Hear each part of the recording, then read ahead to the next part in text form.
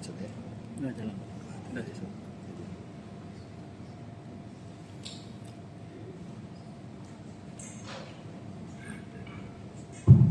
Bismillahirrahmanirrahim. Assalamualaikum warahmatullahi wabarakatuh. Alhamdulillah rabbil alamin. Ahmaduka rabbi kama yanbaghi li jalali wajhika al-karim wa 'azimi sultanik. Allahumma shalli wa sallim wa barik ala habibika wa rasulika wa 'abdika Muhammadin wa ala alihi wa ashabihi wa man sara 'ala darbihi wa ittaba'a atharahu wa sanna bi sunnatihi ila yaumiddin. Subhanaka la ilma lana illa ma 'allamtana innaka antal 'alimul hakim. Allahumma 'allimna ma yanfa'una wanfa'na bima 'allamtana wa zidna 'ilman ya rabbal 'alamin. Rabbi shrah li sadri wa yassir li amri wahlul 'uqdatam min lisani yafqahu qawli, amma ba'd. Gimana kabar Bapak Ibu? Sehat badannya? Sehat imannya? Sehat rekeningnya?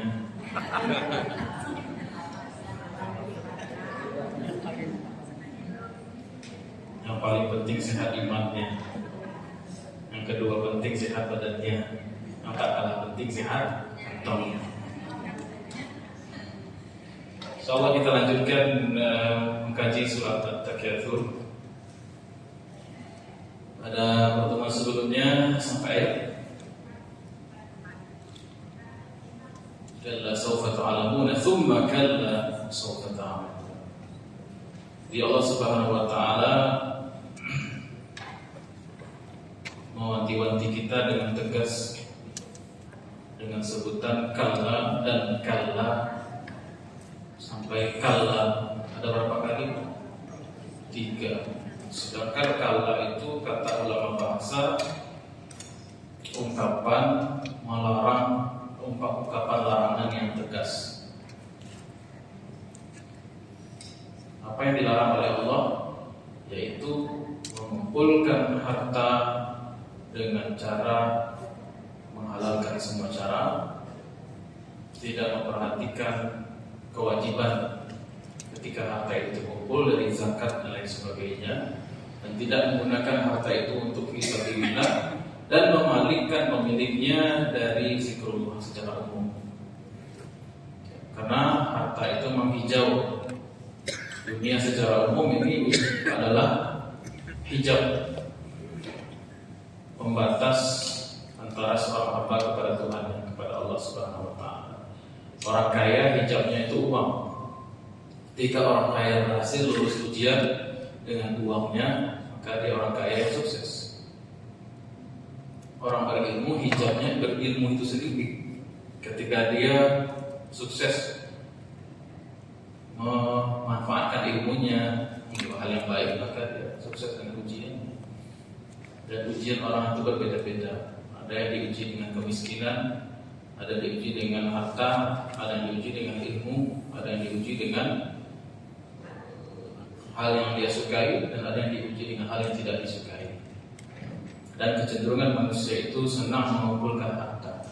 Kata ulama, innamal hayatu tajmi' wa tafriq.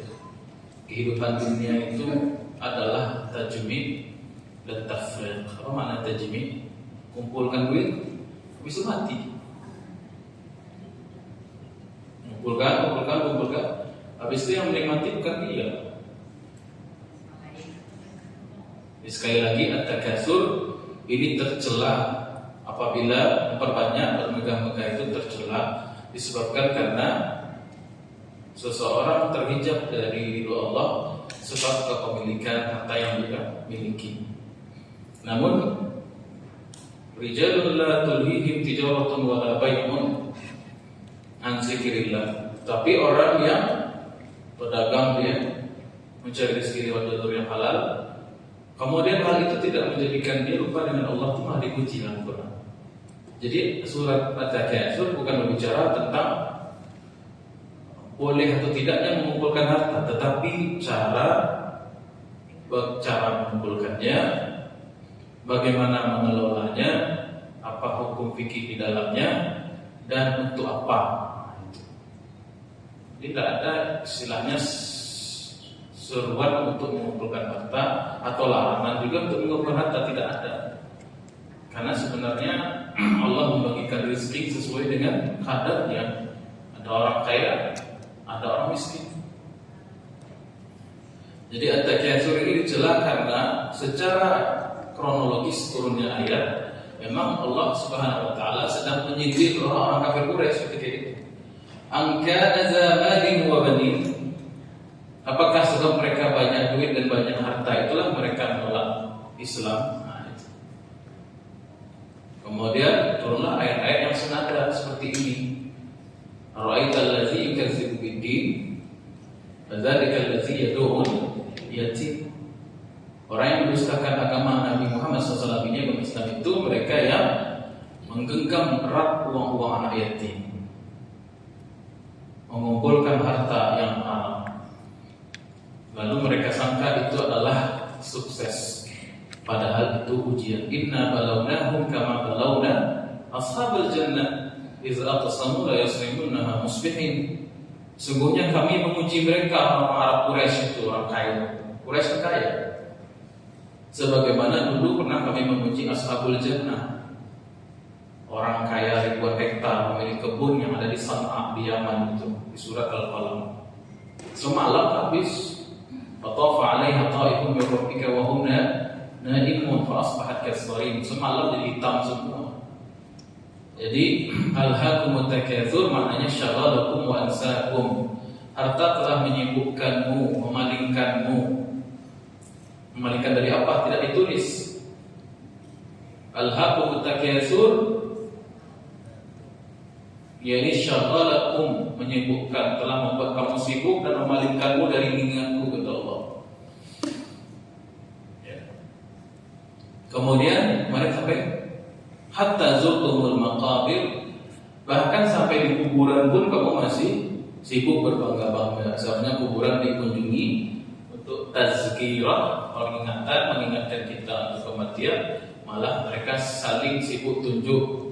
Ini kuburan kaum kami, ini tokoh kami, ini tokoh kami, tokoh kami.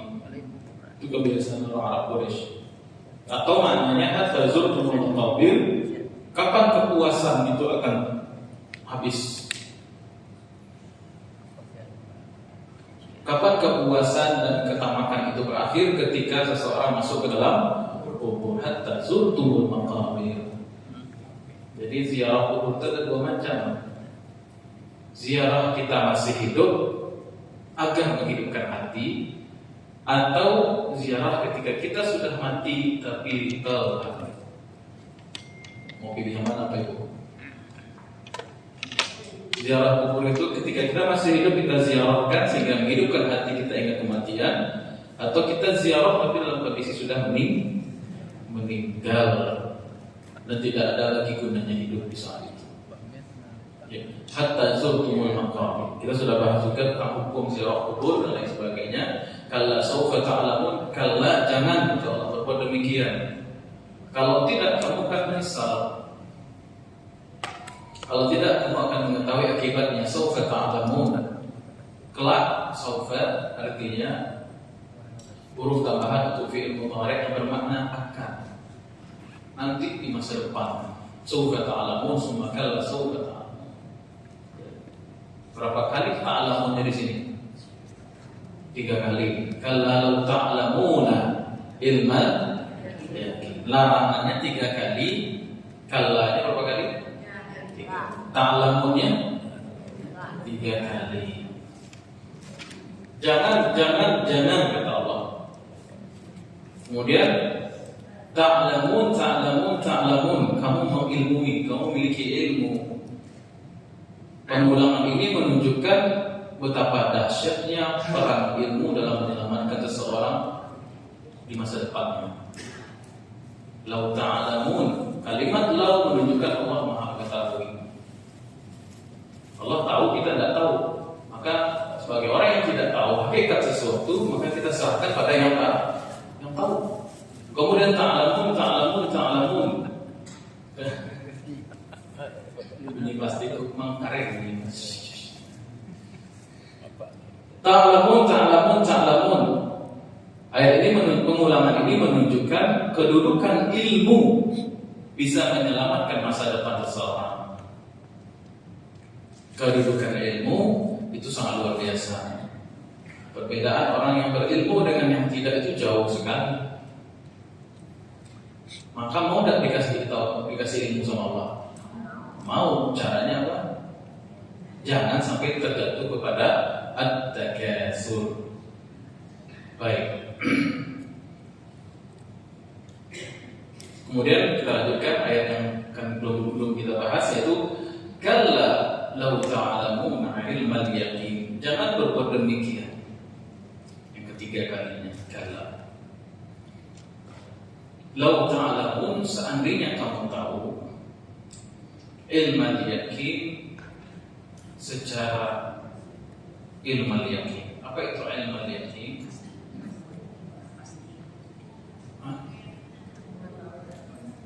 Ilmal yaqin pernah kita bahas bahwasanya ilmu pengetahuan itu 3 derajat. Ilmu pengetahuan yang paling rendah adalah ilmu yaqin, yaitu keyakinan yang tumbuh didasarkan informasi yang dia dengar, yang dia baca, yang dia kasih tahu, yang dikasih tahu orang, yang dia cari tahu, yang dia googling, yang dia jumpai, pengalaman. Semakin banyak ilmu yang dia terima, berita yang masuk ke dalam inderanya atau dalam diri seseorang, semakin banyak wawasannya. Wawasan itu akan menumbuhkan namanya keyakinan.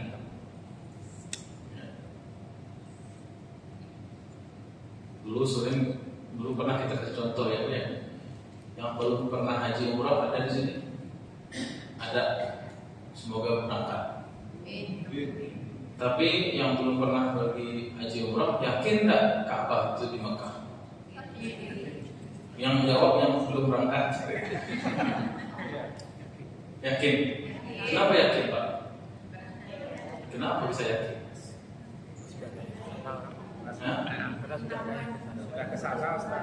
Yang belum ke sana, yang belum haji umrah, lihat di TV, baca berita, kata tetangga yang pernah balik dari sana, baca buku, baca dari blog, atau nonton vlog di YouTube orang, gitu kan? Atau dari buku sejarah. Kan banyak tuh, mungkin tidak informasi yang banyak yang mengatakan Ka'bah itu ada di Mekah mendustai kita. Tidak akan mungkin semua orang itu bersepakat untuk bohongin kita, ngeprank kita, nggak mungkin. Jadi segala informasi yang kita terima itu yang menimbulkan keyakinan namanya ilmu yakin. Jadi keyakinan yang tumbuh dengan ilmu, dengan wawasan, dengan penelitian, dan itu tingkat paling rendah. Kata Allah, "Lau ta'lamuna ilmal yaqin." Dulu, jangan bahas ini dulu. Itu ilmu yakin. Kapan dia berubah menjadi tingkatan keyakinan yang kedua? Ketika mata sudah melihat. Namanya ainul yakin. Dia daftar, dia umroh ke travel misalnya gitu ya. Atau ada jemaah yang pengen umroh sama saya jadi iklan. Kemudian nyampe di Mekah, landing di Madinah, 3 hari 4 hari 5 hari di Madinah, naik atau sekarang naik kereta cepat ya, kita naik kereta sampai di Mekah, dari laut jauh dia lihat di itu Mekah, Ka'bah dari jauh. Nah itu keyakinan yang tadinya hanya ilmu yakin berubah menjadi ainul yakin. Semakin mantap, iya tak ada satu orang. Memang tak berbohong orang ini. Betul berita ternyata. Iya kata ibu yang tak pergi pulang dari umrah. Betul ternyata. Itu namanya ilmu yakin. Tapi ini belum tertinggi. Keyakinan yang tertinggi disebut dengan hakul yakin. Kapan? Ketika dia sudah melambaikan tangannya untuk tawaf, perlahan masuk ke dalam, semakin putarannya semakin banyak, dia semakin merapat ke Ka'bah, akhirnya bisa disentuh dunia mandi, bisa bertalbiyah, bisa menghirup udara di sekitar Ka'bah, kemudian menangis dia, keluar air matanya, kemudian sampai dia bisa mencium Hajar Aswad. Maka dari ainul yakin pindah ke hakul yakin. Itu tak ada di atas itu lagi. Itu yang paling tinggi sudah. Ketika kebenaran itu sudah dia rasakan. Tidak hanya sekedar pengetahuan, tidak hanya sekedar pandangan mata, tetapi sudah dia hirup udaranya, dia rasakan vibes-nya, kejana kirinya, auranya. Maka dia sampai ke hakul yakin. Maka kalau kita pahami ayat ini, kalla law ta'lamuna ilmal yakin, maknanya di dunia inilah kita bisa memupuk keyakinan dengan ilmu. Kalaulah masuk ke alam barzakh, itu udah masuk ke ainul yakin dan hakul yakin, tak ada lagi guna iman. Iman kita sudah mentok kalau masuk barzakh, masuk ke alam akhirat. Maka ilmulah yang menjadi tujuan kita, ilmu yang menguatkan keyakinan kepada Allah. Karena tidak mungkin kita bisa ainul yakin. Nabi Musa itu pernah mencoba untuk sampai ke ainul yakin, tidak sampai nyampe itu Nabi Musa rohaninya. Apa kata Nabi Musa dalam Quran? Walamma ja'a limiqatina wa kallamahu rabbuh. Nabi Musa pergi ke miqat, pergi ke Jabal Sinai, itu Sinai. Pengen dapat ainul yakin nih. Apa kata Nabi Musa? Wa kallamahu rabbuhu rabbi arini anzur ilaik. Ya Allah, aku ingin melihat engkau. Aku ingin melihat diri engkau, zatmu pengen lihat. Apa kata Allah? Lan tarani, kau tak akan mampu melihatku dengan ainul yakin, dengan mata dunia dan bisa. Walakin unzur ilal jabal, tapi coba deh lihat gunung, kata Allah. Fa in istaqarra makanahu fasawfa tarani. Kalau dia bisa stay di tempatnya gunung itu, maka kau akan mampu melihatku. Falamma tajalla rabbuhu lil jabal, kemudian Allah bertajalli di gunung itu, ja'alahu dakka. Gunung itu hancur lebur seperti pasir. Itu kalau orang ingin mencapai derajat ainul yakin, tak bisa di dunia ini membuktikan bahwasanya benda terkuat saja hancur, apalagi mata kita akan sanggup di dunia. Ja'alahu dakka wa kharra Musa sa'iqa. Nabi Musa sampai tersungkur pingsan. Falamma afaqa qala subhanaka tubtu ilaik. Ketika Nabi Musa sudah siuman dari pingsannya tadi itu, minta ainul yakin, Nabi Musa mengatakan, subhanaka, maha suci engkau ya Allah, aku bertobat. Wa ana awwalul mu'minin, dan aku orang yang pertama yang beriman kepadamu. Saking excitednya ya, mentok ilmu yakin Nabi Musa, tapi nggak sampai ke ilmu yakin. Saking senangnya apa kata Nabi Musa? Wa ana awwalul mu'minin, saya orang yang pertama yang beriman. Nabi Musa yang pertama. Ada Nabi Adam, ada Nabi Nuh, Nabi sebelum beliau. Tapi karena saking excitednya, ya, antusiasnya. Berarti lau ta'lamuna ilman yakin. Di dunia ini itulah tugasnya kita memperoleh ilmu, mencari ilmu. Ilmu yang bisa mendatangkan keyakinan kita kepada Allah, bukan wawasan semata. Jadi kalau kita datang ke majelis tidak menambah ilmu, bahaya. Yang ada sombong, yang ada makin jauh. Maka majelis, ciri majelis yang baik itu adalah majelis yang menambah keyakinan kita kepada Rabb Jalla Jalaluhu. Jadi ilman yakin ini yang harus kita cari. Kemudian ilman yakin itulah yang membuka hati seseorang untuk melihat ini buruk atau baik. Kata Nabi, istafti qalbak, minta fatwa ke hatimu. Hati yang mana sih? Hati yang bersih. Kalau hati busuk aja minta fatwa ke hati. Hukum rokok, tanya ke orang yang suka merokok. Boleh rokok. Yang haram itu rokok dapat. Istafti qalbak, minta hati. Maka kata ulama, kalau seseorang punya hati yang jernih, yang dibangun dengan dasar ilmu dan keyakinan yang mantap, la tarawunnal jahim, mereka akan bisa melihat neraka. Padahal jahim di mana dilihatnya? Di mana dilihat jahim? neraka di akhirat. Ilmu yakin di mana? Di dunia. Jadi kalau seorang itu mata batinnya diasah, hatinya jernih, dia akan diselamatkan. Ya di qalbah. Allah akan memberikan hidayah menurut hatinya. Ini tidak benar ini. Ini benar ini. Karena hatinya sensitif, hatinya bersih. La tarawunnal jahim yakni fid dunya. Ala yakini fid dunya. Dia melihat keburukan atakan surga itu semenjak di dunia. Makanya para nabi dan rasul dan orang-orang ulama terdahulu itu bisa zuhud dengan dunia sebab apa? Hati mereka itu sudah bagus. Hati mereka itu bagus. Sehingga kebanyakan dari para nabi itu adalah abdun wa nabi. Apa bu? Abdun wa nabi. Apa makna abdun wa nabi?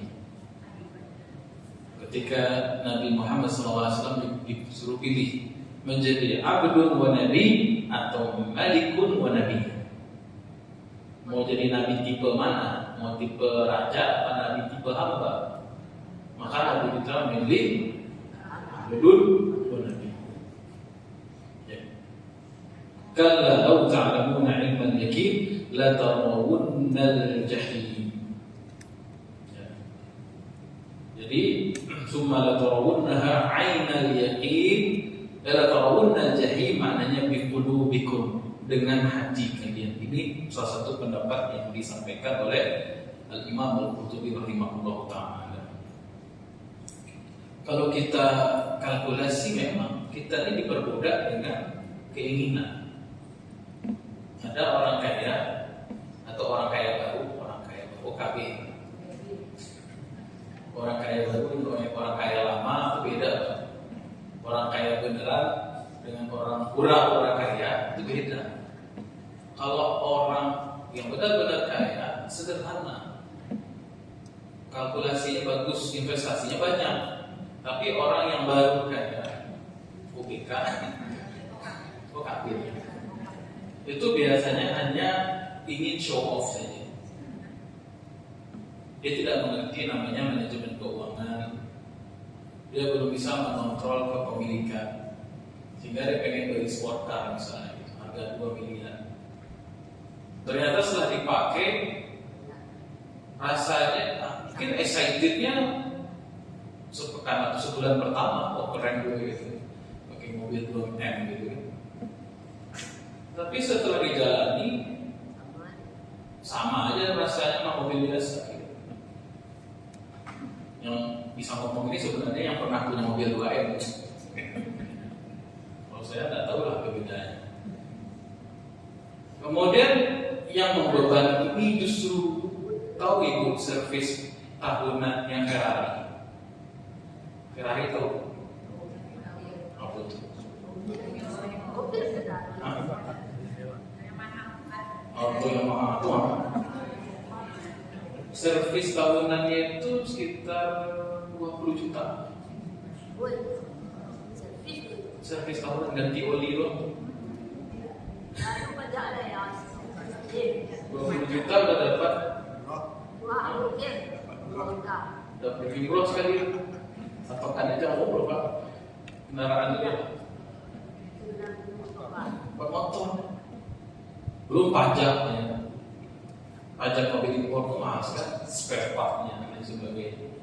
Belum keamanannya, was-wasnya. Jadi dipermudah akhirnya. Jadi jangan bicara jahim nanti di neraka. Orang yang kalau punya ilmu, punya pengalaman, dia akan melihat bahwasanya keinginan itu memperbudak. Keinginan itu akan mendatangkan neraka bagi kehidupan sehari-harinya. Maka sebelum kita bertindak, yang namanya belanja itu, tanya dulu, Bu, ini kebutuhan atau keinginan? Kalau iya, kalau penghasilannya cukup, terkadang gayanya melebihi penghasilannya. Gaji 5 juta, gaya 50 juta. Itu neraka itu. Al-jahim, la tarawunna al-jahim. Lau ta'lamuna ilman yakin. Kalau kamu analisis deh, coba dipikirkan. Pikir-pikir dulu, la tarawun jahim. Jadi ini berbagai sisi ya. Dari sisi ilmu rohaninya ada, dari sisi matematisnya bisa dikaji sebenarnya. Kemudian kalla law ta'lamuna ilmal yakin juga bisa dikatakan ditafsirkan dengan maut. Kalimat al-yaqin itu bisa ditafsirkan sebagai al-maut. Wa'bud rabbaka hatta ya'tiyaka al-yaqin. Beribadahlah kepada Tuhanmu sampai kapan? Sampai datang kepadamu yakin. Kalau yakin ke ibadah gitu. Maksudnya apa? Al-yaqinu bermakna al-maut. Kalau jumpa dalam Al-Quran kalimat al-yaqin susah kita pahami. Jangan-jangan artinya maut. Wa'bud rabbaka, beribadahlah kepada Tuhanmu hatta ya'tiyakal yaqin, sampai datang maut. Jadi beribadah itu sampai mati, Pak. Kalau matinya besok berarti besok aja. Jadi hatta ya'tiyakal yaqin. Berarti maknanya bahkan kalau ta'lamuna ilmal yakin, salah satu tafsirannya apa? Jangan berbuat demikian seandainya kamu mencapai sakaratul maut. Sudah sampai di sakaratul maut barulah terasa ternyata yang dicari bukan yang dimiliki. Yang dikumpulkan belum tentu bisa dimanfaatkan. Fa amma man utiya kitabahu bi shimalihi. Adapun penyesalan orang-orang yang ahlu shimal, ashabus shimal yang menerima kitab catatan amal yang tangan kiri apa? Apa katanya? Halaka ma aqna anni maliyah. Adukunu bitilai. Ma aqna anni mali. Tidak ada guna uang yang saya kumpulkan ternyata di dunia dulu. Wa halaka anni sultaniyah. Tidak ada guna jabatan yang saya duduki dulu. Tak ada guna di hari itu. Kecuali harta yang diinfakkan fisabilillah, kecuali jabatan yang digunakan sebagai amanah. Berarti kalau ta'lamun al-ilmal yaqin la tarawun, setelah maut maka la tarawun al-jahim, maka pasti kamu akan melihat jahim. Nah, maknanya adalah ini ayat berupa ancaman sebenarnya, sama kayak tadi di awal. Kalla sawfa ta'lamun, summa kalla sawfa ta'lamun, kalla ta'lamun ilmal yaqin. Ini ayat jenisnya wa'id. Jenisnya itu wa'id alias ancaman. Kalau kamu melihat, kalau kamu sudah meninggal nanti, la tarawunnal jahim, khitabnya di sini umum ke seluruh orang. Kenapa? Karena yang melihat jahim itu seluruh jenis manusia, baik dia mukmin maupun kafir. Allah Ta'ala firman dalam ayat yang lain, wa in minkum illa wa'iduha. Setiap kamu pasti melewati dan melihat neraka jahim. Orang mukmin juga melihat neraka, ya. Orang kafir melihat juga, ya. Semua manusia itu pasti melihat neraka nanti. La tarawunnal jahim. Setelah kematian ilmal yakin akan datang pemandangan neraka yang kita lihat masing-masing. Setiap orang, baik dia orang muslim maupun orang non muslim, baik dia kafir maupun Islam, maupun dia mukmin maupun dia munafik kafir, sama. Semua orang pasti melihat neraka. Cuman bedanya mukmin melihat neraka untuk sebagai bahan syukur, tidak jadi dimasukkan ke Cina.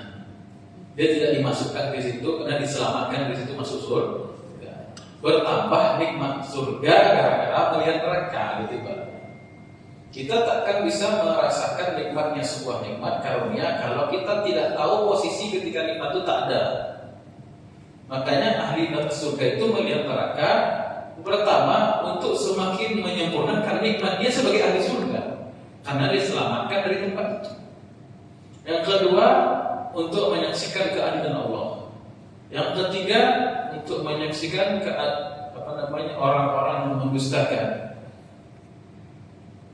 Dulu orang-orang yang cemeh dia itu, wa iza ra'awhum qalu inna dhalun wa ma apa ya terus lanjutannya. Wal yawmal ladzina amanu 'alal kuffari yadhakun 'alal ara'iki yanzurun fa hal zuyiba al-kuffaru ma kanu yaf'alun. Pada hari itu di keadaan dibalik atau lagi akhir surah Al-Mutaffifin. Kalau dulu di dunia orang kafir mengejek orang beriman, itu orang sesat. Nanti dibalikkan sama Allah. Di atas nyimpan-nyimpan mereka menyaksikan orang yang mengejek mereka dulu dibalik keadaan. Fal yawmal ladzina amanu minal kuffari yadhakun. Gantian sekarang siapa yang ketawa? Oh dulu orang kafir menertawakan orang Islam, nanti orang beriman menertawakan orang kafir. Dapat kita lihat di neraka itu. Jadi orang beriman dijadikan sebagaimana sebagian ulama mengatakan mereka melihat neraka itu agar timbul sempurnanya nikmat ketika mereka sudah establish di surga.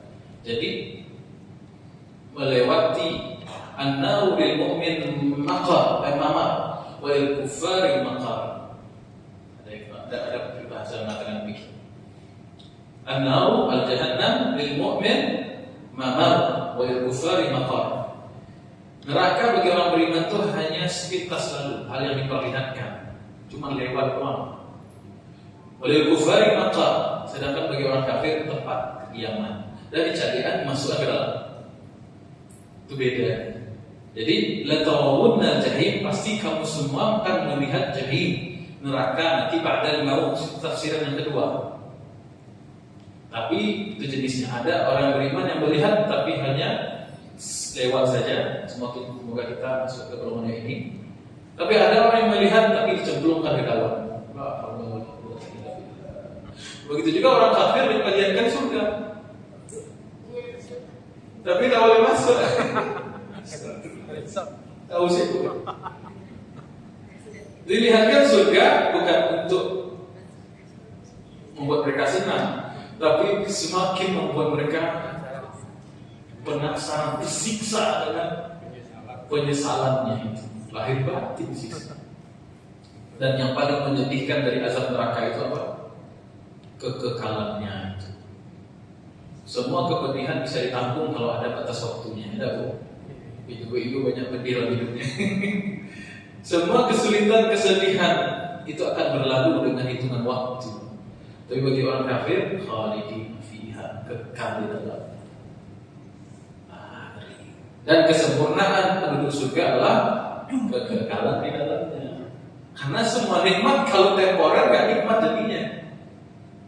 Dulu kalau waktu kecil itu di mall itu biasanya ada ada place tempat bermain gitu ya. Ada playground gitu ya. Macam itulah. Biasanya kita beli koin tuh. Harga koin 1.000. Masukkan koin itu udah terbatas waktunya. Akhirnya kita harus beli banyak koin. Segala kenikmatan yang dibatasi itu akan mengurangi. Tapi kalau tidak ada batas selamanya, maka itu lebih nikmat. Ya. Rumah sederhana tapi punya sendiri lebih bahagia daripada rumah mewah tapi mengontrak sebulan. Tapi surga tidak mengontrak, punya sendiri dan abadi. Baik, la tarawunna jahim. Kemudian summa la tarawunnaha 'ainal yaqin, dan kelak kamu akan melihatnya dengan ainal yaqin. Kemudian kelak kamu akan melihatnya dengan ainal yaqin. Ini tafsiran dari tarawunnal jahim yang kedua tadi. Bahwasanya kelak kamu akan benar-benar menyaksikan la tarawunna, nun taukid. Aslinya la tarawunna. La tarawunnal yaqin. Dari ilmu yakin maka berpindah kepada ainal yaqin. Summa la tarawunna ainal yaqin. Kamu akan benar-benar melihat dengan mata kepala sendiri, baik orang beriman maupun orang-orang yang kafir. Tadi itu bedanya. Summa latus adunna yauma idzin 'anil na'im. Kemudian kalau kita sudah bicara ain dan yaqin, itu pasti di akhirat. Sudah di akhirat. Kemudian di akhirat itu ada apa? Ada soal, ada hisab, ada tus'alunna. Kamu sekalian akan ditanya. Yauma idzin, pada hari itu. Hari mana? Hari kiamat. Tentang apa? Anin na'im, tentang nikmat-nikmat yang telah diberikan ketika di dunia. Jadi obat daripada cinta dunia, suka mengumpulin harta tanpa ada rasa bersalah ketika mengambil yang haram itu, obatnya apa? Obat takasur itu apa? Yang pertama, ziaratul maqabir. Sering-sering ingat mati. Bukan berarti menurunkan semangat etos kerja, bukan begitu. Jangan pahami ayat ini udah tinggal jelas rajin sholat, nah begitu. Dunia kan begitu. Ada orang mencari dunia ketika dia seolah beragama.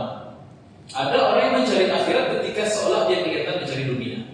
Atau kan dunia akhirat itu bukan soal ini akhirat, sholat itu akhirat. Belum tentu. Wailul musallin, orang yang mencari dunia dalam sholat.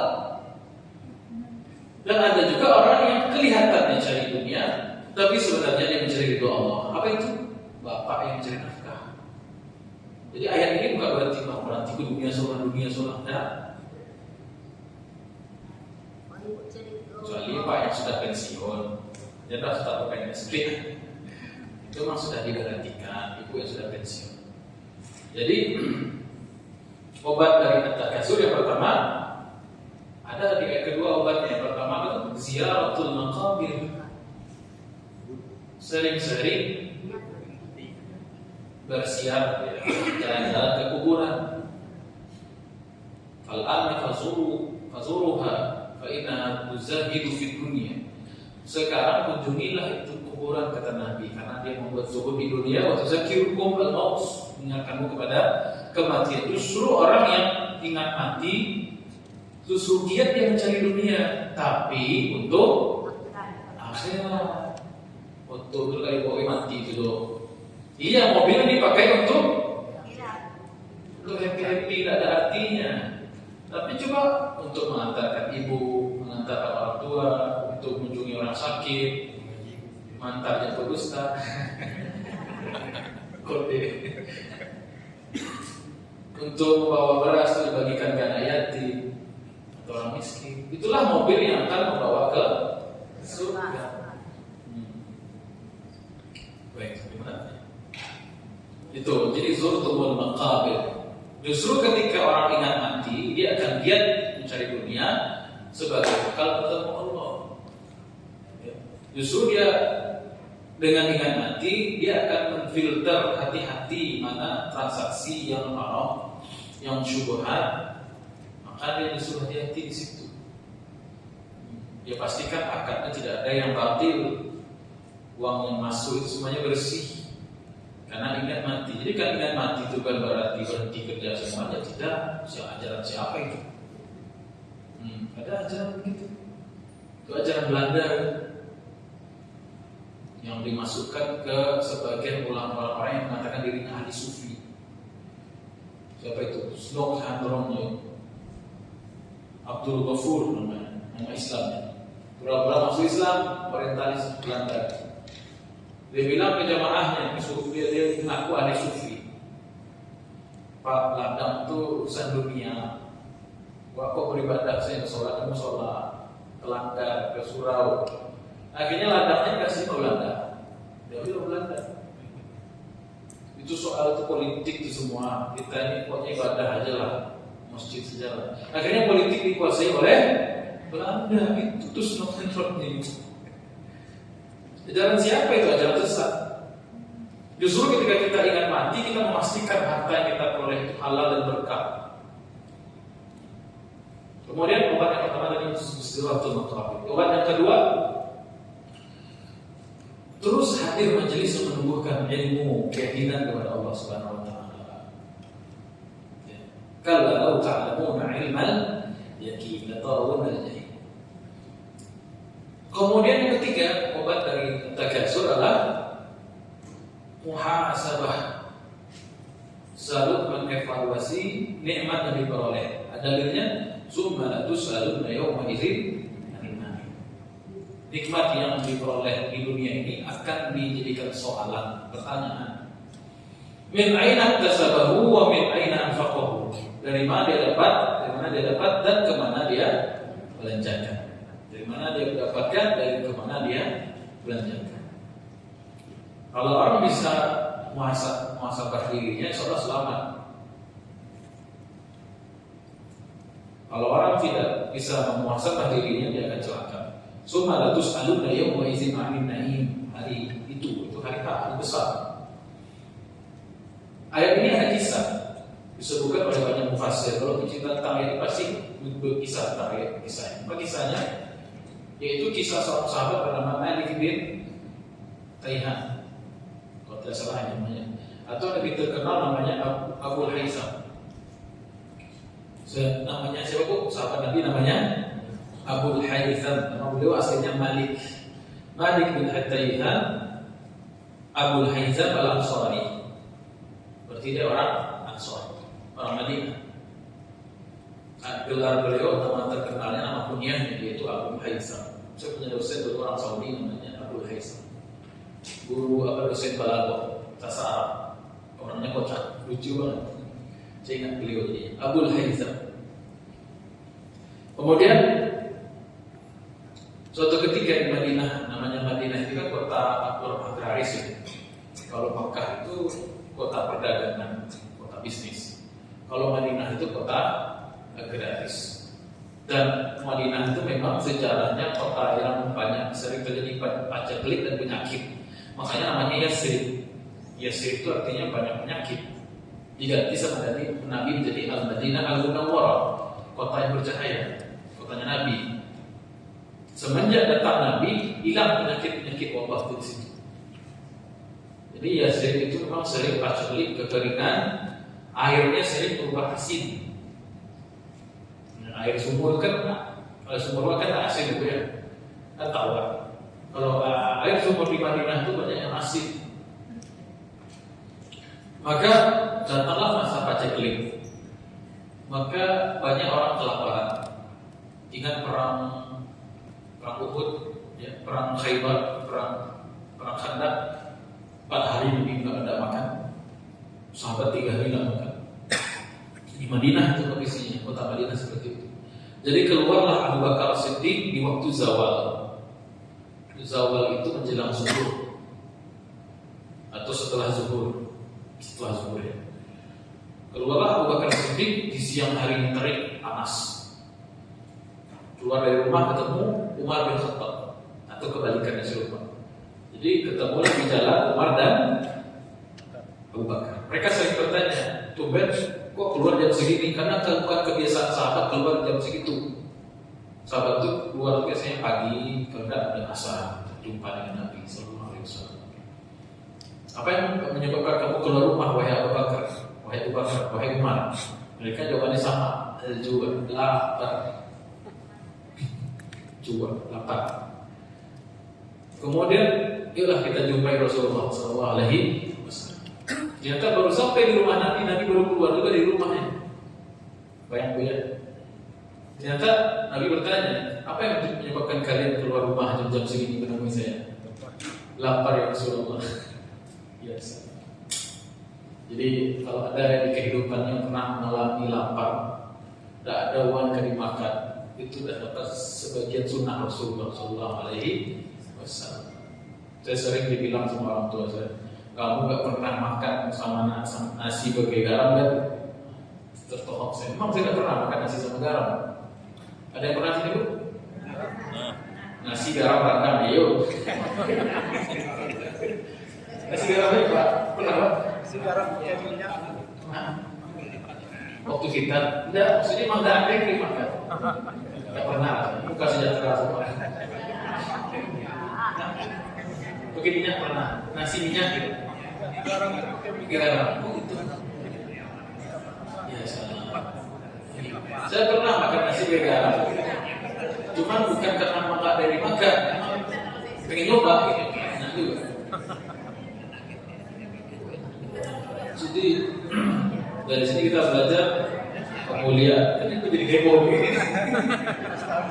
Nostalgia. Sudah, nostalgianya sudah kembali ke laptop. Jadi berbahagialah kalau Bapak Ibu pernah mengalami masa-masa seperti ini. Orang paling mulia aja pernah kelaparan kok.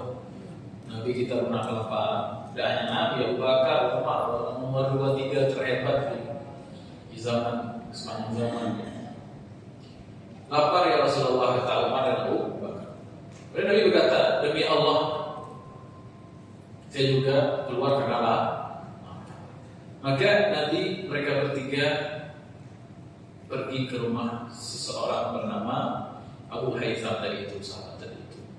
Abu Haytham ini terkenal sahabat yang pemurah, suka menjamu tamu. Tapi tidak ada Nabi bilang minta makan, tidak ada. Nabi cuma berkunjung saja. Dia berkunjung ke rumah Abu Haytham. Kemudian Nabi berkunjung, maka Abu Haytham tiba-tiba datang melihat Nabi dan Abu Bakar sudah di rumah beliau. Kemudian apa kata Abu Haytham? Tidak ada di dunia ini orang yang paling beruntung, yang mendapatkan tamu yang paling mulia kecuali saya. Jadi sayalah orang yang paling beruntung di dunia ini, tuan rumah paling beruntung karena tamunya Rasulullah SAW dan Abu Bakar dan Umar. Bayangkan di rumah itu ada Nabi, Abu Bakar, Umar.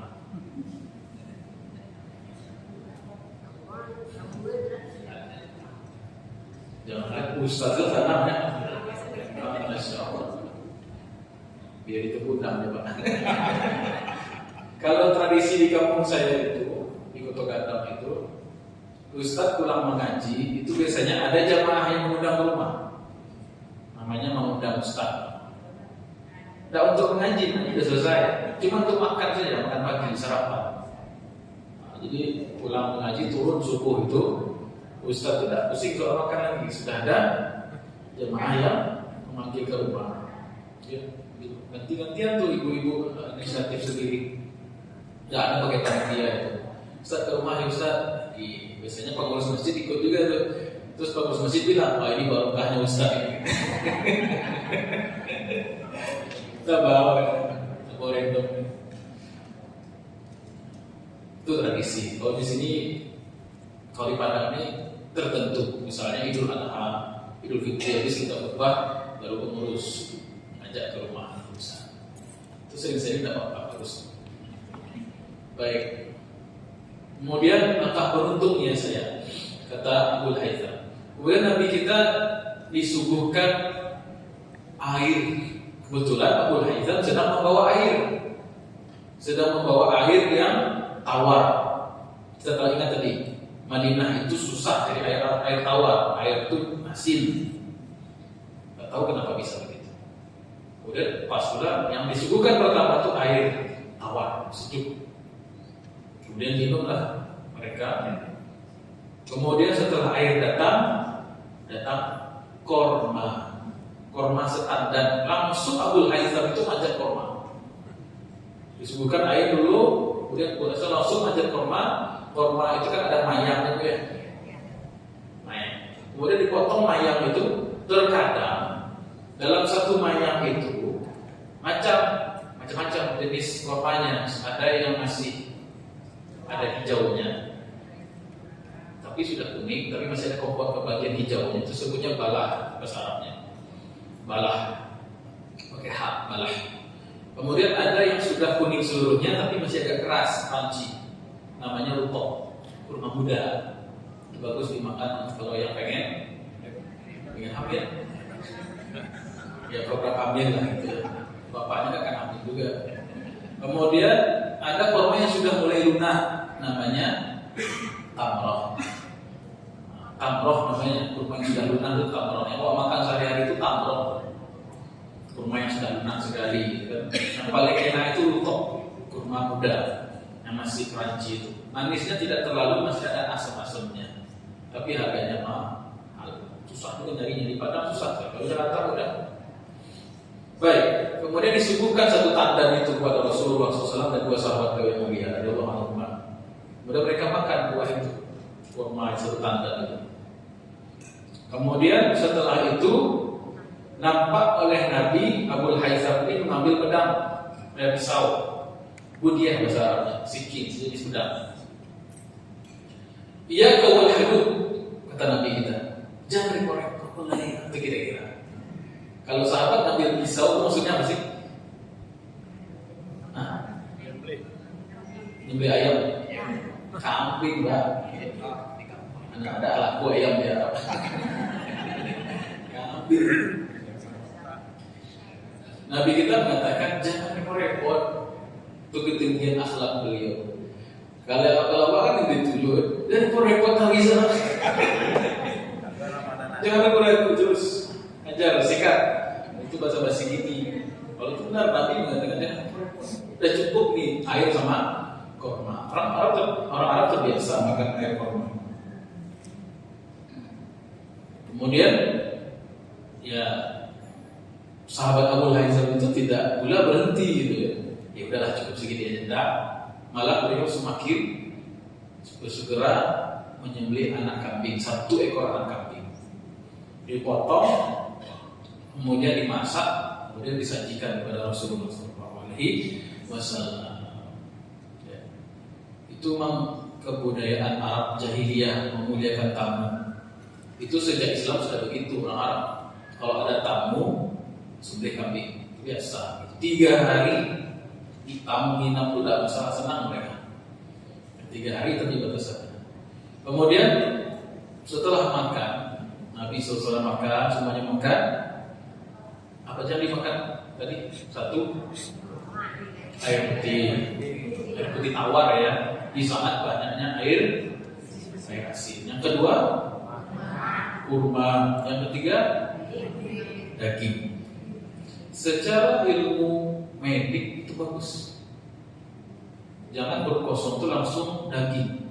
Daging itu 4 jam dicerna dalam tubuh, maka lebih. Air 0 menit, 0 jam langsung. Itu bagus untuk pembuka, mengalas kondisi lambung yang kosong. Kemudian sayuran itu 15 menit sudah tercerna. Serat, ya, baratnya dia ngasih serat buat badan kita ini. Kemudian barulah makan yang berat seperti nasi dan kawannya, daging dan lain sebagainya. Itu ada setiap apa yang dimakan tingkah laku Nabi Sallallahu Alaihi Wasallam itu ada hikmahnya. Jadi Bapak Ibu kalau mau pengen sehat, nanti buka puasa jangan langsung makan, minum dulu. Setelah minum, korma masuk. Setelah korma, sholat dulu. Masih. Sholat dulu. Baru kemudian, baru nasi. Dulu pernah saya nggak makan nasi. Maghrib itu nggak makan. Saya tanggung lah Isya aja. Pada Isya. Ternyata saya jadi imam tarawih kan. Nggak kuat saya Pak. Pusing saya. Akhirnya digantikan imam. Sejak itu tidak mau lagi makan terus, setelah maghrib harus makan. Itu hanya hadis saja. Baik, apa kata Nabi setelah makan? Tiba-tiba saat makan itu Nabi menangis, mengalir kata beliau. Kemudian Abu Bakar melihat Nabi menangis, tidak tanya, ikut menangis juga. Itu sifat Abu Bakar tuh. Nabi sering menangis, tapi Abu Bakar tidak nanya, langsung ikut menangis juga. Saking satu frekuensinya itu sahabat berdua. Abu Bakar nanya, ini kenapa berdua menangis? Ya Rasulullah. Bukan Abu Bakar, Umar. Jadi Rasul menangis ketika makan. Abu Bakar melihat nangis juga, gak kira nanya itu. Yang nanya Umar. Nah, Umar kan enggak kenal kritis ya. Ya Rasulullah, kenapa kau nangis? Kenapa kau nangis? Gitu kan? Ini saatnya kita tersenyum, bergembira karena dimakan. Nanti nangisnya kalau lagi sholat tahajud gitu ya. Ya begitu, itu tangan saya aja. Ini bukannya kita lagi senang ini. Kemudian Nabi bersumpah, wallazi nafsi biyadihi, demi jiwaku yang berada dalam genggaman Allah Subhanahu wa taala, la tus'alunna 'an na'imin hadza yaumal qiyamah. Demi jiwaku yang berada dalam genggamannya, sesungguhnya nikmat yang sedang kita makan ini nanti ditanya pada hari kiamat. Pertanyaannya, Nabi yang dia makan itu halal atau haram? Yang halal saja hadiah itu. Jawaban makanan orang itu kan halal. Bahkan ulama mengatakan meskipun orang itu profesinya kerjanya haram, kalau kita sudah dikasih makan hadiah, itu transaksinya kan berubah. Yang tadinya itu harta haram panas bagi diri dia, uang curian bisa, uang korupsi. Kemudian dia bikin makanan dari uang itu dikasih sama dia. Itu hukumnya halal. Lalu sebagian ulama, Imam Abu Hanifah membolehkan. Katanya dosanya dia tanggung, kita dapat nikmatnya. Jadi kalau yang hobi makan, pakailah fatwa Imam Abu Hanifah. Tapi kalau fatwanya Abu Bakar Siddiq, tidak dimuntah sama beliau. Itu lebih warak, lebih berhati-hati. Tapi secara hukum begitu kesimpulan dari sebagian ulama. Jadi yang dia Nabi makan dan sahabat makan itu halal apa haram? Halal. Nabi saja yang halal takut. Ada orang bukan Nabi, bukan siapa-siapa, yang haram dia bisa tersenyum ketika makannya. Imam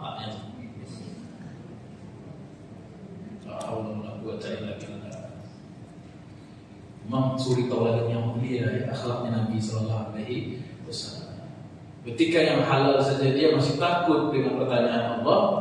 Ada orang yang dengan seenaknya makan yang haram, mengambil hak orang, mencari orang kelaparan gara-gara dia dengan enaknya tertawa makan yang haram tersebut. Di mana hatinya itu?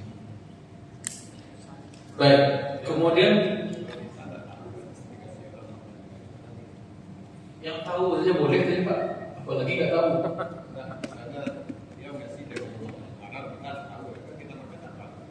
Kita kan menerimanya dengan transaksi hibah, pemberian. Dia memperolehnya dengan transaksi haram. Dosa agung dia, uang itu disebut uang yang haram bukan zatnya yang haram, tetapi transaksinya yang membuat hukumnya jadi haram. Tapi kalau seandainya tahu kita lebih baik dihindari. Tapi jangan di depan dia, aku bukti haram tersebut. Tidak boleh, tetap kita harus berakhlak. Tapi tidak depannya. Kayak abang saya punya tetangga dulu ya. Tetangga itu kerja di bank konvensional. Kemudian orang itu sering ngasih kurma. Kemudian diterima sama abang saya, terima. Kemudian dikasih ke binatang, semacam dibuang, semacam. Baik, sampai mana tadi? Jadi yang Nabi makan itu halal.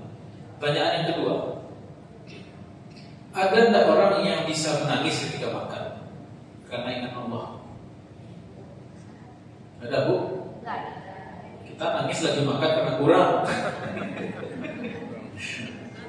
Saya pernah diundang ceramah di Solo. Waktu itu pas baru jam makan siang. Kita makan di Padang dari di rumah, bawa mobil sampai ke Solo. Ceramah baru beres itu udah mau zuhur. Ada dihidangkan makanan sama ketua ininya lah, ketua kantornya. Makanannya kayaknya biasa aja. Saya sebagai ustaz tuh tidak mungkin rakus kan. Itu jadilah kita. Saya ambil dikit aja. Setelah saya makan itu enak sekali. Bisa sendiri. Mau nangis gimana gitu kan, mau ingin nambah udah bilang udah kenyang dari Pak, aduh. Nah, jadi kita nangis bukan karena ingat Allah, tapi pengen nambah tapi nggak bisa. Ya. Jadi pesan saya, jangan terlalu meremehkan makanan orang lain. Ambil saja sekali-sekali, jangan terlalu sedikit. Nanti menyesal. Sampai pada kita. Iya. Jadi mengingat Allah itu Nabi ajarkan tidak terbatas di atas sajadah. Jangan mengingat Allah itu di masjid saja. Jangan ketika sholat saja, ketika haji umroh saja, mengingat Allah itu di mana-mana. Dimanapun kita ingat Allah, keluar air mata kita, mantap. Ya. Rajulun zakarallaha khaliyan fafadat 'ainah. Laki-laki seorang yang mengingat Allah mengalir air matanya di saat dia sendiri, itu orang yang dapat garansi selamat di akhirat. Jadi ketika makan pun nanti bisa menangis, ingat Allah. Bahwasanya ini makanan akan ditanya nanti di akhirat. Bisa nggak kita gitu? Makanan itu erat kaitannya dengan masa depan. Dalam doa makan kita apa? Allahumma barik lana bima razaqtana wa qina azabannar. Apa hubungan makan dengan api neraka? Wa qina azabannar. Jauhkan kami dari api neraka. Makan yang dimakan itu besar pengaruhnya kepada amal soleh. Ya ayyuhar rusul kulu minat thayyibati wa'malu shalihan. Wahai para kekasih Allah, makanlah yang baik-baik dan beramal soleh. Apa hubungan beramal soleh dan makan? Makan makanan yang baik akan menyebabkan seorang mudah diberikan taufik untuk beramal soleh. Salah makan, amal salah. Kalau makannya salah, maksudnya salah itu makannya haram, maka otaknya, hatinya, keinginannya itu yang haram-haram juga. Ya. Jadi Nabi SAW mengajarkan kita, ingatlah, berzikirlah kepada Allah, jangan dibatasi ketika momentum tertentu. Ya. Alladzina yazkuruna Allah qiyaman wa qu'udan wa 'ala junubihim wa yatafakkaruna fi khalqis samawati wal ardh. Orang-orang yang beriman itu ingat Allah dalam keadaan qiyaman berdiri, qu'udan duduk, wa 'ala junubihim berbaring. Maksudnya apa? Segala aktivitasnya. Sekarang kita duduk ya. Sebentar lagi berdiri ini. Habis itu duduk lagi di rumah, habis itu berbaring kan. Ada lagi duduk dan lagi berdiri lagi itu terus. Ya. Di mobil duduk kan, ada berbaring di mobil. Ada. Kecuali yang tidur sakit ya. Jadi semua aktivitas itu berzikir ingat Allah Subhanahu wa taala. Baik zikir lisan, zikir hati, qalbi, maupun zikir fi'li, perbuatannya sesuai dengan ajaran Allah Subhanahu wa taala. Baik. Kemudian latus'aluna yawma idzin 'anil na'im. Ada dua tafsiran secara umum mengenai ayat ini. Summa latus'aluna. Kemudian kau akan pasti ditanya pada hari itu tentang nikmat. Yang pertama, makna ayat ini ialah adanya hisab. Adanya hisab, hari pertanggungjawaban, hari perhitungan amal. Kemudian sudah jelas itu zahir, tafsir yang major, zahir. Ada tafsir minor juga. La tus'aluna yawma idzin 'anil na'im, maknanya ini pertanyaan kepada ahli surga. Allah Subhanahu wa taala bertanya kepada ahli surga tentang nikmat yang telah mereka peroleh. Itu menambah kemuliaan mereka. Tapi kalau ayat ini dibawa ke tafsir meja tadi, tafsir utama, yaitu pertanyaan Allah kepada manusia di akhirat mengenai nikmat yang mereka peroleh di dunia itu. Tapi nikmat itu digunakan untuk maksiat dan jatuh pada neraka. Ini yang kita takutkan. Tsumma la tus'aluna yawma idzin 'anil na'im. Pertanyaannya, nikmat apa itu yang ditanyakan? Nah, itu yang spoiler saya di WA itu. Apa nikmatnya itu? Kata Imam Al-Qurtubi ada 10 pendapat. Ada 10 pendapat sahabat dan para ulama, para tabi'in, para imam, apa makna an-na'im? Tafsir yang pertama, an-na'im itu menurut Abdullah ibn Mas'ud radhiyallahu anhu, ahli tafsir sahabat juga. Nikmat yang ditanya di akhirat itu adalah nikmat aman dan sehat. Nikmat aman dan sehat. Nikmatul amni was sehat. Nikmat aman dan nikmat sehat. Surat apa tadi itu? Surat Quraisy. Bila fi Quraisy ila fi rihlat asy-syita'i was-sayf falyabudu rabb hadzal bait allazi at'amahum min ju' wa amanahum min khauf. Jadi baca nikmat dari Allah, Jadi surat itu nikmat yang paling bawah, wa amanahum min khauf. Dan dialah Allah yang telah memberikan mereka keamanan dari rasa takut, khauf. Jadi adona binti, ada uang, ada uang, ada makanan, tapi aman ada. Ada makanan di samping kita, tapi pakai pistol samping. Makan. Karena gua ada makan. Gua enggak taklid. Jadi aman itu bisa menghasilkan uang dan bisa menghasilkan makanan. Karena negeri aman, maka orang bisa bekerja. Orang bekerja bisa dapat makan. Jangan dibalik. Ada makanan, belum tentu makanan itu menghasilkan orang bekerja. Pekerjaan pun bisa menjadi tidak ada artinya kalau negeri itu tak aman. Jadi aman itu nikmat paling besar.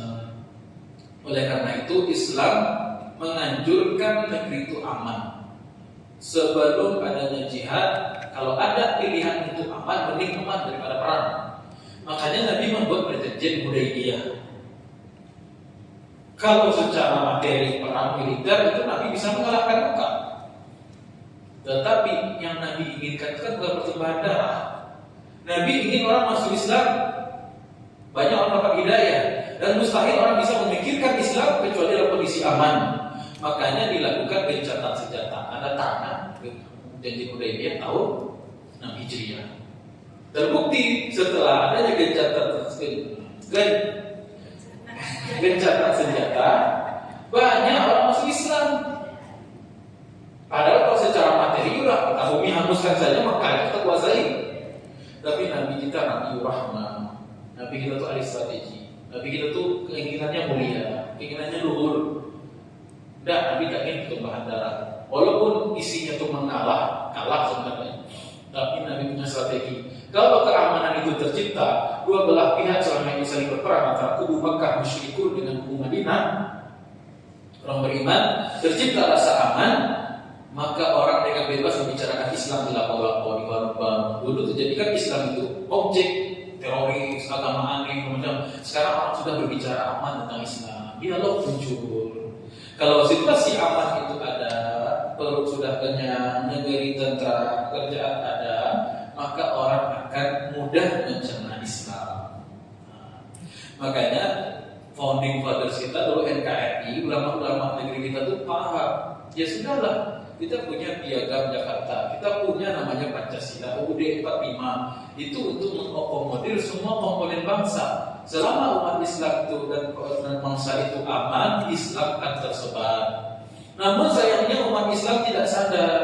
Founding fathers kita itu menciptakan suasana aman untuk diisi dengan dakwah, tapi kita terlena tidak melakukan itu. Akhirnya apa? Justru kita yang makin terkikis jumlahnya sekarang. Kita merasa di zona nyaman sehingga lupa dengan tugas untuk berdakwah kepada non-muslim tertentu. Jadi tujuan di adanya Islam, kalau dalam menurut Muhammadiyah namanya negara kita ini namanya Darul Ahdi wa Syahadah. Negara yang ada kesepakatan damai di antara komponen anak bangsa untuk bersatu dalam negara. Itu tak masalah. Nabi pun dimainkan begitu kan. Tapi tujuannya apa? Untuk menciptakan suasana damai tenang sehingga Islam menjadi main topik. Menjadi topik utama untuk dibincangkan dan banyak orang masuk Islam. Itu tujuannya. Jadi nikmat yang pertama itu al-amnu was-sihah, nikmat aman dan nikmat sehat. Dalam surat Quraisy saja kita tahu li ila fi Quraisy, ila fi rihlatu syita'i was-sayf, nikmat rihlah, nikmat bekerja. Kemudian allazi at'amahum min ju', nikmat makan. Ditutup ayat ketiga wa amanahum fi khauf wa amanahum min khauf. Nikmat aman, dan nikmat kerja, nikmat makan, nikmat aman. Mana yang besar? Nikmat aman. Kenapa? Dengan aman orang bisa bekerja, orang bekerja bisa makan. Jangan dibalik, ada makanan pun, ada pekerjaan pun, kalau ada aman gimana? Bisa dinikmati. Nikmat aman. Maka itu dipertanyakan nanti.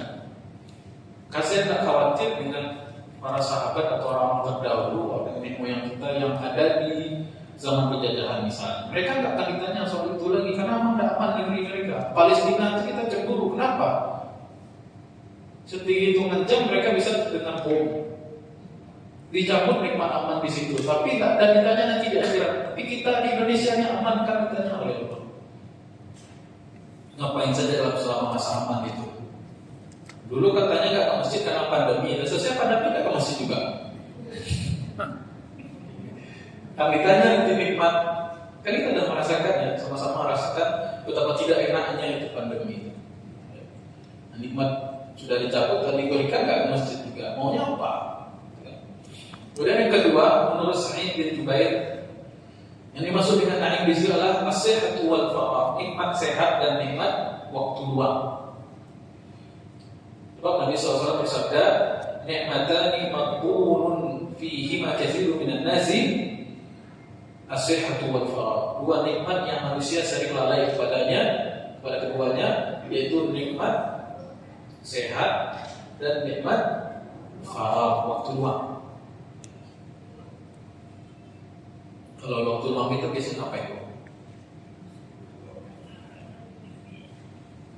Waktu luang itu ngapain?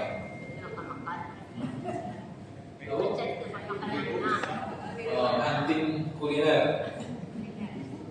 Ibu-ibu masak, ibu bapak siap makannya, siap untuk makan. Saya heran kalau ada orang yang waktu luangnya banyak, itu biasanya menimbulkan penyakit. Otaknya buntu, karena Alzheimer, udah pikun. Ya, jadi orang yang waktunya luang tidak isi dengan bermanfaat, itu biasanya jatuh kepada dosa seringnya.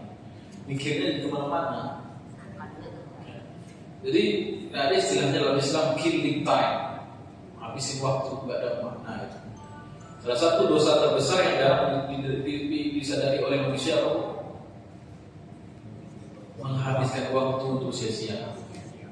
Waktu itu modal paling berharga, lebih nilai uang, modal uang atau modal apapun. Tapi waktu luang ini menjebak, sehingga orang waktu luangnya diisi dengan hal yang tidak bermanfaat. Kayaknya saya heran ada orang yang bisa main game seharian itu gimana? Terus tanya lagi apa? Lagi sate. Terus saya bingung mau ngapain. Wah, heran saya, kenapa? Itu Quran 30 juz bisa dihafal. Itu sekian banyak kitab hadis bisa dikaji. Itu kajian ustaz bisa ditonton. Kenapa? Nah, jadi rasanya silaturahim. Silaturahim apa? Makan online. Iya. Nah, makanya penting kita mengetahui nilai sebuah niat. Kalau misalnya kita waktu luang nih, pengen dapat ibadah tapi happy juga gitu kan, ya gunakan, niatkan untuk yang itu. Gunakan untuk misalnya menemani istri, misalnya jalan-jalan keluarga, itu boleh saja, tapi niatnya untuk muamalah, niatnya untuk memasukkan kegembiraan yang di orang-orang yang beriman. Itu niat, bukan berarti terlarang juga gitu kan. Nah, sihhatu wal faragh. Kemudian yang ketiga, menurut Ibnu Abbas, nikmat yang dimaksud an-na'im pada ayat itu adalah al-idraku bihawas. Nikmat idrak bil hawas. Nikmat idrawi. Nikmat pendengaran, nikmat mata, penglihatan, dan nikmat akal sehat. Sebab Allah Ta'ala firman Al-Quran, "Inna sam'a wal basara wal fu'ada kullu ulaika kana anhu mas'ula." Sesungguhnya penglihatan, pendengaran itu adalah, dan hati itu akan dimintai pertanggungjawabannya. Ulaika kana anhu mas'ula. Sesungguhnya pendengaran, penglihatan, dan hati akan dimintai pertanggungjawabannya.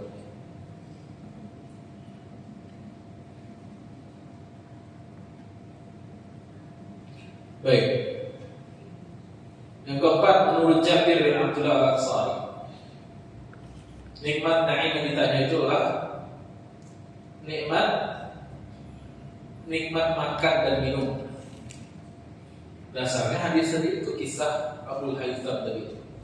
Nikmat makan dan nikmat minum. Apa yang dimakan, apa yang diminum, kemudian energi yang terhasil dari situ buat apa?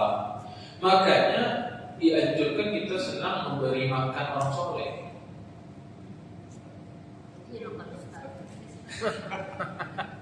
Ada satu masjid kalau mengaji di situ tiap dua pasti. Ini bukan kode, Pak. Kamu dapatnya kode itu. Lagi saya tidak suka, tidak suka sekali. Kenapa? Karena energi orang soleh itu kalau dia makan makanan yang kita sajikan, dia gunakan untuk amal soleh. Tapi orang yang salah, kalau digunakan itu yang salah juga. Jadi itu salah satunya. Itu juga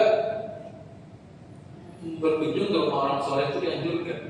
Sebab Nabi itu berdoa, Rabbil firli wa liwalidayya wa lil mu'minina wal mu'minat wa liman dakhala baitiya. Ya Allah, ampuni dosaku, kedua orang tuaku, dan dosa orang-orang yang pernah masuk ke rumahku. Intinya bergaul dengan orang soleh itu bagus. Mau ngasih dia makan, mau datang ke rumahnya, atau berkumpul dengan orang-orang berilmu, orang soleh itu bagus. Ya. Baik. Kemudian nikmat yang kelima menurut Imam Hasan Al-Basri. Ini mirip al-ghada'u wal 'asya, yaitu makan siang, nikmat makan siang dan nikmat makan malam. Asya itu makan malam. Isya artinya malam. Sholatul isya, sholat malam. Ghada artinya makan siang. Sama kayak pendapat Jabir tadi. Tapi Imam Hasan Al-Basri punya pendapat kedua. Yang dimaksud na'im di situ ialah nikmat takhfifis syara'i, nikmat diringankannya syariat, wa taysirul Quran. Jadi nikmat diringankannya syariat. Jadi syariat kita ini sudah diringankan oleh Allah Subhanahu wa taala. Salat kita tadinya tuh 50 waktu. 50 waktu. Ini lihat jadwal TV di layar. Itu 5 waktu udah habis itu. Kalau 50 waktu cukup bayar segitu. 50 waktu per 10 menit kita sholat. Kemudian Rasulullah SAW meminta atas dasar masukan dari Nabi Musa. Ya Muhammad, berapa sholat yang diwajibkan pada umatmu? 50. Balik cepat, takkan salah umatmu. Nabi Musa lebih pengalaman. Takkan salah umatmu 50 waktu itu. Balik cepat, kita kasih diskon. Jangan diskon, jangan sebut diskon. Kasih tasbih, keringanan. Kemudian sampai nanti berbolak-balik sampai 5 kali ya masalahnya. Sampai jadinya 5. Dari 50 menjadi bolak-balik. Kemudian 5 kali itu masih dibilang Nabi Musa. Balik lagi ya Muhammad. 5 kali pun tidak akan sanggup umatmu. Kemudian apa kata Nabi kita? Malu saya kepada Allah Subhanahu wa taala sudah. Tidak sanggup saya menghadapi, sudah malu. Artinya apa? Nabi menenggang dua pihak, menenggang Allah sebagai hamba Allah dan menenggang beliau sebagai hamba Allah. Itu di tengah nih, awalnya tinggal paham soalnya. Tapi terbukti juga ramalan Nabi Musa itu kan 5 waktu pun banyak kan orang tidak sanggup itu. Bukti kan? Kita tahu diri lagi. Nabi sudah menimbang Allah Subhanahu wa taala, malu beliau kepada Allah untuk mengurangi lagi. Beliau pun sudah menimbang kita. Ya. Jadi ringannya syariat ini akan ditanyakan oleh Allah Subhanahu wa taala. Begitu juga taysirul Quran. Walaqad yassarna al-Qur'ana lidzikri fahal min muddakir. Sungguhnya kami telah memudahkan Al-Quran ini untuk dipelajari. Fahal min muddakir. Ada orang yang belajar. Belajar Quran itu Masya Allah, ustadznya sudah ada, bahkan gratis bahkan gratis. Yang mau belajar kan? Adapun yang belajar kena muntabek, terus tanpa berita.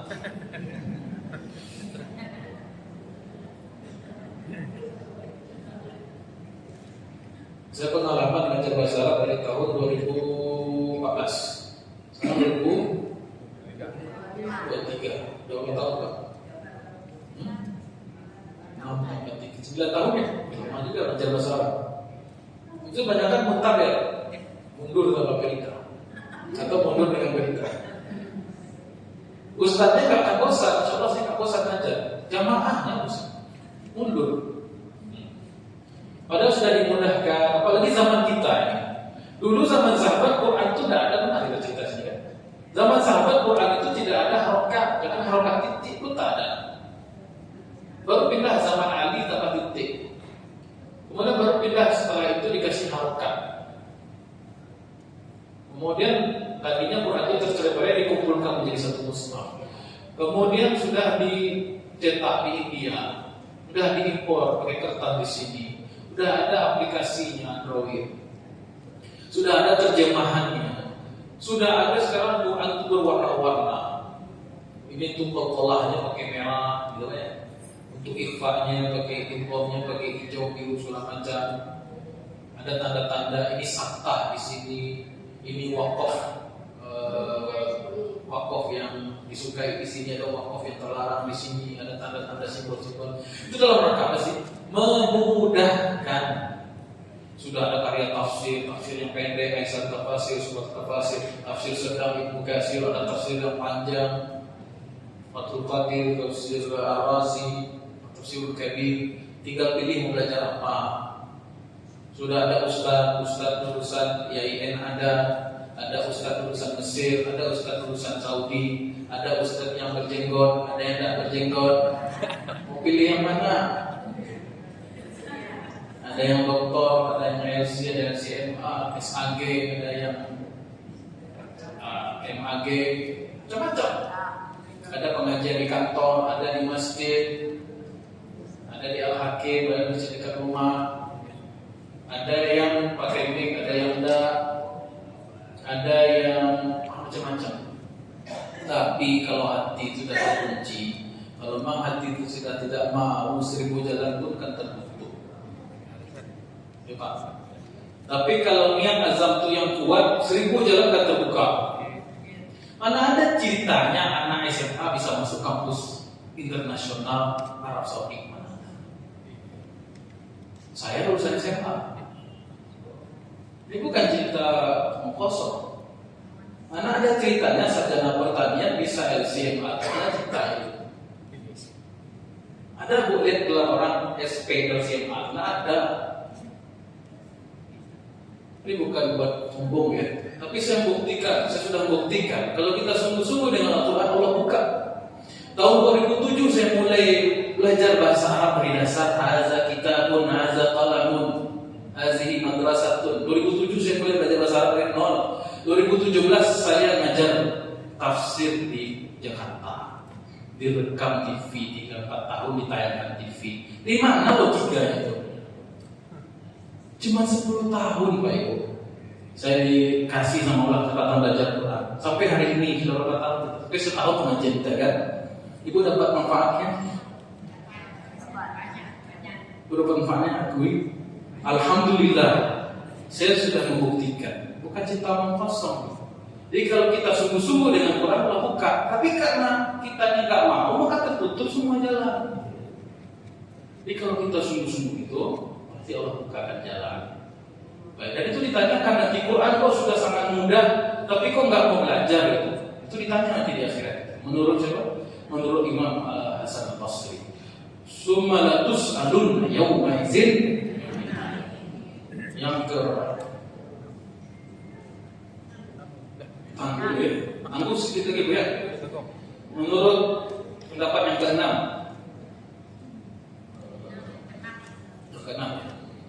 Nikmat yang ditanya itu adalah syab'ul butun, kenyangnya perut, baridus syarab, dinginnya air.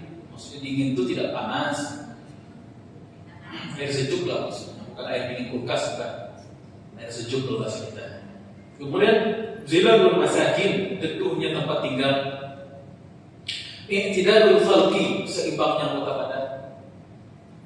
Kemudian lazzatul naum, enaknya tidur. Ini semua. Kalau makan batang buah, kalau tak laswat. Kalau dulu bakal nanti gue saja. Kalau bahasa Arabnya ini syab'ul butun, makan batang buah. Zilalul masakin, kalau sampai batang buah. i'tidalul khalqi anak bahasa ada. Seimbangnya kota badan nih, tangan kita bagus, berdiri kita ya. Lazatun naum ada apa? Enaknya tidur. Apa gunanya kita tahu ini nikmat dari Allah? Kita tidak memandang nikmat secara zat, tapi kita memandang itu dari Allah yang pertama. Kemudian kita tahu hal ini supaya kita memanfaatkan dengan betul nikmat yang tersisa yang kita nikmati sekarang sampai habis. Kita gunakan sebaik-baiknya, bernilai ibadah, sehingga ketika ditanya nanti itu apa umurmu dihabiskan untuk pengajian? Alhamdulillah. Untuk apa kamu umurmu diberikan? Ya, tidak ada jawaban kita. Baik, yang berapa lagi? 7. Yang ke-7 menurut Imam Malik. Ini saya kumpulkan dari tafsir Al-Qurtubi. Yang ke-7, sihatul badan rotibun nafs. Sehatnya badan dan sehatnya jiwa akal. Jadi sehat badan dan sehatnya akal itu harga yang mahal, itu mahal sekali, bukan yang mahal itu. Ada orang yang akalnya waras, badannya tidak sehat. Ada badannya sehat, hidup. Tapi di sini kata Imam Malik, nikmat itu sudahlah badan sehat, akal sehat dulu. Lalu gagah berilmu dulu. Sudah berilmu ganteng dulu deh. Ganteng. Padahal nggak ada orang ganteng. Yang ke-8 Sufyan bin Uyainah, Imam Syafi'i.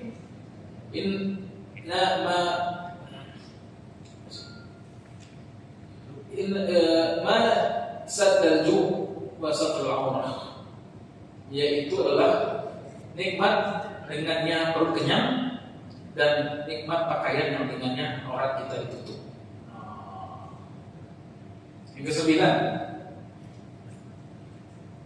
ke-9 ini menurut Muhammad bin Ka'ab, yaitu nikmat yang maksud dengan an-na'im dia itu ialah an-na'imu huwa ma an'ama Allahu 'alaihi Nabi Muhammad sallallahu alaihi wasallam, yaitu nikmatnya adanya Nabi Muhammad sallallahu alaihi wasallam. Sebagaimana firman Allah, "Laqad manna Allahu 'alal mu'minina idh ba'atsa bihim rasulan min anfusihim." Sesungguhnya surah Al-Imran, sesungguhnya Allah telah menganugerahkan nikmat kepada orang-orang beriman ketika Allah membangkitkan seorang rasul di antara mereka, yaitu Nabi Muhammad sallallahu alaihi wasallam. Itulah nikmat anugerah yang terindah yang diberikan kepada manusia alam semesta, yaitu Nabi Muhammad sallallahu alaihi wasallam. Itu akan ditanya di akhirat, "Summa la tus'aluna yawma idzin 'anil na'im." Makanya marilah kita mencintai dan mengikuti sunnah dan melanjutkan perjuangan beliau. Jadi tanda cinta seorang kepada Nabi Muhammad itu bukan hanya bersolawat, bukan hanya membaca qasidah, selawat, syair, bahasa jin, bukan dari itu. Cinta kepada Rasulullah itu mengikuti ajarannya, meneladani akhlaknya, dan melanjutkan perjuangannya. Adakah kita sanggup mengangkat kepala nanti berjumpa dengan Rasulullah ketika kita tahu kita nggak ada berjuang sebagaimana perjuangan beliau? Atau satu perjuangan kita? Itu pertanyaan. Ya Rasulullah, saya tidak berbuat apa-apa untuk Islam. Bisa tidak kita mengatakan itu kepada Nabi? Jadi mencintai Nabi itu lebih dari sekedar kata-kata, melainkan kita perjuangkan perjuangan beliau, lanjutkan perjuangan beliau. Baik, ini 9 pendapat. Pendapat yang ke-10, pendapat Imam Al-Qurtubi sendiri. Apa kata beliau? Al-su'al an kulli ni'mah, yaitu summa tus'aluna yawma idzin 'anil na'im. Semua nikmat yang disebutkan di atas, yang 10 tadi itu, 9 tadi itu mencakup seluruhnya. Jadi ini tafsir dengan mengumpulkan, tafsir dengan tariqah, dengan cara mengumpulkan. Al-jam'u itu aula. Tafsir dengan cara mengumpulkan itu lebih utama. Beda dengan ikhtilaf yang ada di fikih. Kalau dalam ikhtilaf dalam fikih itu ada namanya tarjih, ya, ada marjuh. Kalau dalam tafsir ada. Kebanyakan dari tafsir itu perbedaan pendapat soal makna itu bagusnya dikumpulkan, dipadukan, bukan dipisahkan. Baik. Intinya apa ketika Allah Ta'ala firman "Summa la tus'aluna yawma idzin 'anil na'im", kita dididik menjadi pribadi yang bertanggung jawab atas nikmat yang diperoleh. Dan itu justru kesempurnaan dari nikmat itu sendiri. Ketika kita bisa menjaga nikmat tersebut. Baik. Kira-kira itu pembahasan kita untuk surat Al-Haqqah Takasur atau surat Takasur.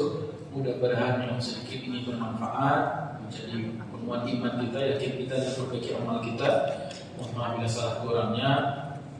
Ada pertanyaan silakan.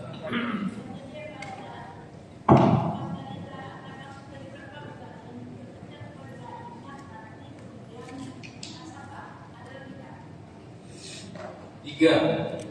Yang pertama, ziarah kubur ingat mati. Yang kedua,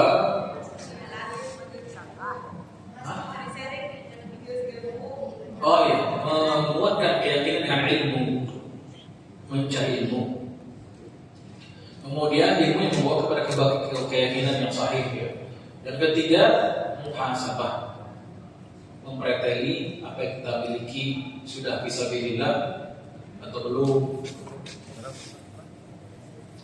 Baik, mudah-mudahan yang sedikit bermanfaat. Kalau tidak tanya kita tutup lagi dengan doa. Subhanallah wa bihamdika, asyhadu an la ilaha illa anta, astaghfiruka wa atubu ilaik. Insyaallah pekan depan kita lanjutkan membaca surat Wal 'Asr. Surat Al-'Asr. Mudah-mudahan bisa hadir semua dan ajak sekuat-kuatnya itu bisa mengajak. Rayu-rayu teman yang belum mau ikut, terus ajak. Supaya apa? Supaya terus berlipat pahala kita. Ya Bu ya, Pak. Ajak dengan sebanyak-banyaknya biar kita pahala kita. Amin ya rabbal alamin. Assalamualaikum warahmatullahi wabarakatuh.